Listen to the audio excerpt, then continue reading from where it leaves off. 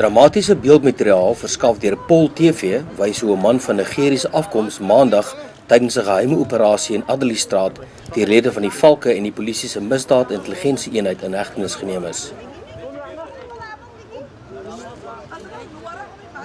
2,1 kg tik met 'n straatwaarde van R1,5 miljoen is in sy motor gevind. Die klopjag was die eindresultaat van 'n maandelange ondersoek waarin die Nigeriër die sleutelfiguur was.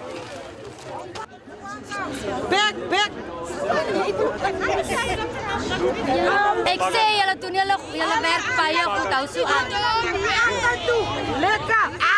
Benewens die tik het die polisie na verdere ondersoek by 3 wonings en 'n nagklub beslag gelê op 2 kg heroïne ter waarde van R600 000, 5 kg efedrine ter waarde van R200 000, 5 kg kokain ter waarde van R1,5 miljoen, 1 kg rocks met die straatnaam Moon ter waarde van R300 000, 'n 20 kg houer vol efedrine ter waarde van R800 000, asook 7,5 kg methamphetamine ter waarde van R901 200.